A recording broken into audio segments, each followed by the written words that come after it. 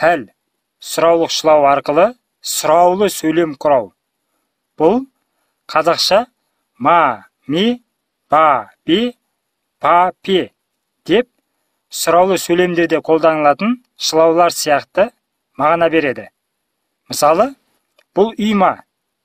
Және бұған жауап бергенде наам, я, немесе лә, жоқ деп жауап беріп, сосын жауабымызды толықтырамыз.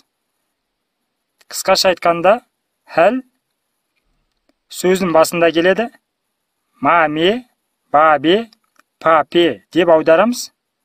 Сөйлемді сұраулы сөйлем қылады. Наам, немесе лә деп жауап береміз. Тақырыбымыз түсінікті болу үшін мысалдармен толықтырамыз.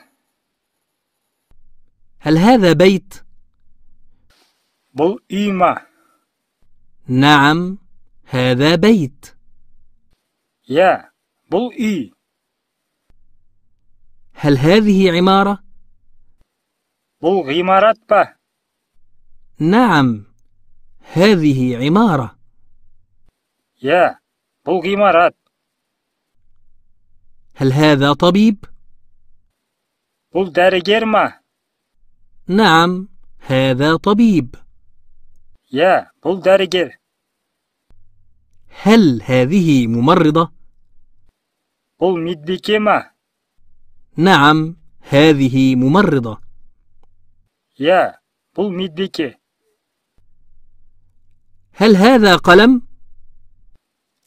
бұл қалам ба? لا هذا حاسوب. жоқ, бұл компьютер. هل هذه سبورة؟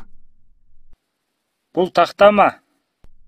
لا هذه ساعة. жоқ, бұл сағат.